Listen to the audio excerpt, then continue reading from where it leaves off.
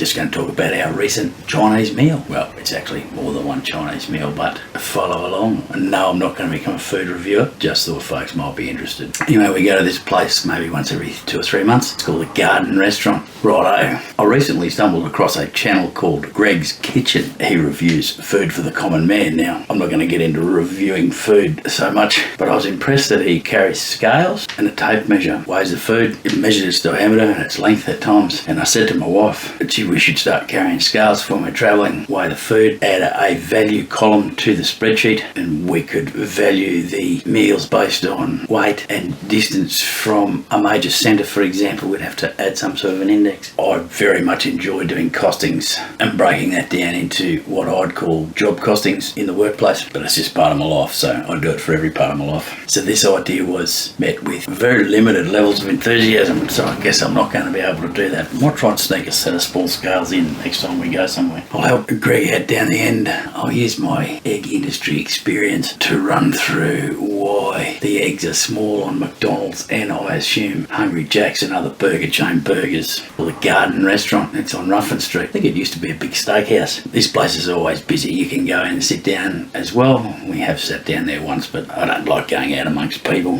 Very rare that I step into town, walk into town like an ordinary man. And so we get something called a family pack, which includes prawn chips. Nothing to do with me, can't stand them. Not sure why you turn prawns into chips, so I don't have any of them. Some mystery things in a paper bag.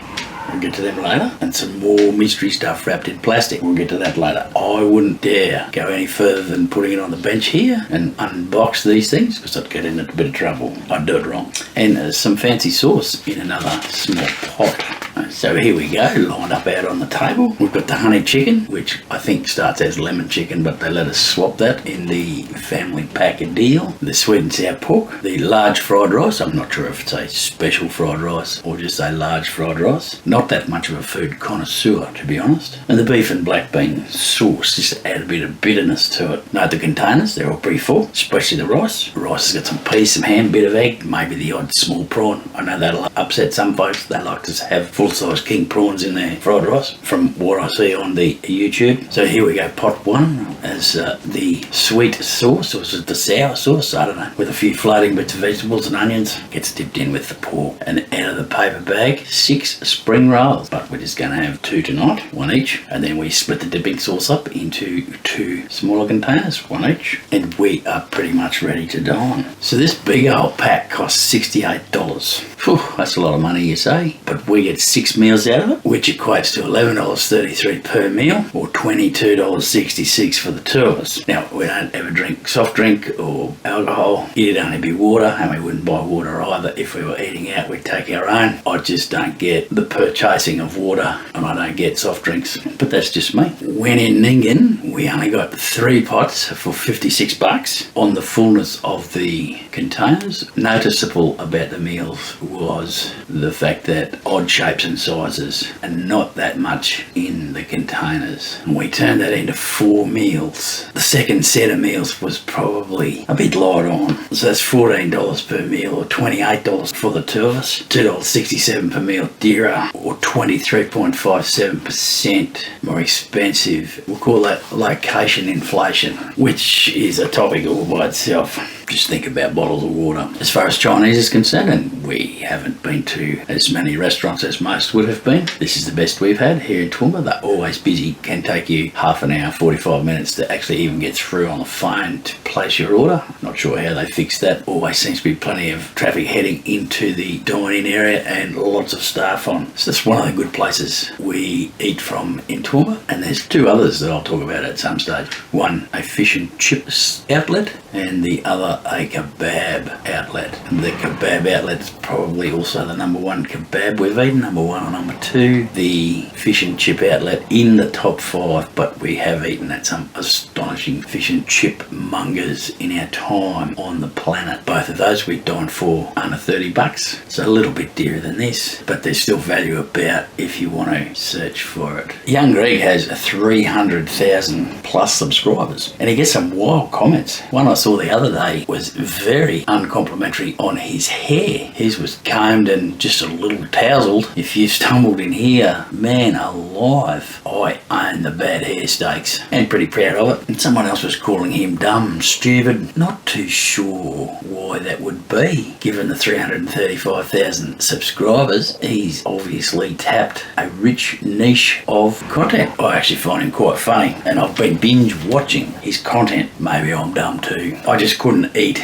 in my car. There's no eating and drinking in my car. That's been the rule for, we're going to go back to the 80s. No eating, no drinking in the car. So I watch him sitting there in his car eating just pie flakes and shit going everywhere. I don't know how you'd clean it. You're never going to get it all. And at times when he does some reviews out of McDonald's, KFC and Hungry Jack's, it does remind me that the decision I've made never to even enter their car parks again is indeed the correct decision. The stale bread at times, the food that looks like partially dried dog fecal matter. One brekkie wrap that he opened looked like the ingredients were already partially digested, been chewed up, swallowed and regurgitated onto the wrap. Bit like how a ruminant or a cow deals with grass. But I will help him out with one particular area, and he talks about quail eggs on, I don't know, it was a McDonald's or a Hungry Jack burger. So I worked in the egg industry for 20 years. I managed a feed mill that supplied feed to a large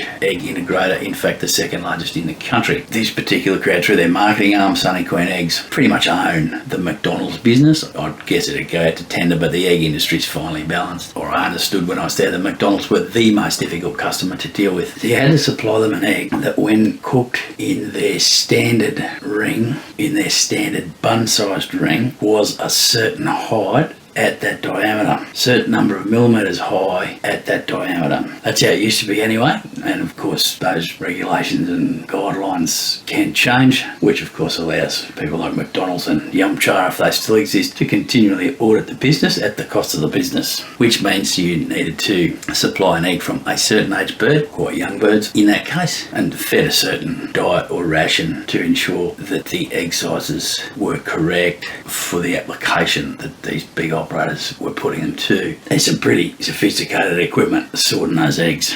I also understand it's the same for the beetroot farmer, the tomato farmer. They put a very rigorous set of regulations around the type and weight of egg, and all of these various operations audit the farm regularly. As I've just said, as a cost to the farm gets billed for the auditors. They just send the auditors, the farm gets billed. True story. So maybe that'll help out with the quail eggs if anyone's watching. A bit of a reminder here that at the farm and wholesaling end, the biggest farm in that Sunny Queen group, 60% of it was recently sold to public sector pension fund investment scheme out of Canada. Two families once owned Sunny Queen. Those two families also large egg producers. Put the two of them together, the largest in the country. Separate the two, number 2 and number 3. So the 60% of the 50% of Sunny Queen owned by one of the families, also now owned by PSP Investments. So every brekkie wrap you have is helping to fund the pensions of your average Canadian. It should warm the cockles of your heart. And anywhere else that Sunny Queen, Meggles, another brand, is used, or wherever you purchase. I'll put a link to Greg's Kitchen down below. I find his content quite amusing, but there are a couple of burgers that he has reviewed that I want to try, and I would encourage him to head out to Nindy Gully, for example. He'd need to take 4 friends and chow down into the 5 or 8 kilo Road Train burger, because he'll get a whole wedge of taste sensations if he gets amongst that exercise. It's a big bastard. He'll definitely need a bigger set of scales. Perhaps throw in the bathroom scales if Nindy Gully's the destination. Another great thing about Greg's Kitchen is that he always gets a receipt. I've always got a receipt forever. How else can I do the costing spreadsheet and the various breakdowns if I don't have the details? It's funny, some places aren't able to give you a receipt. One guy at the Yunta Hotel, his gear probably could have given us a receipt. I just don't know that he could work the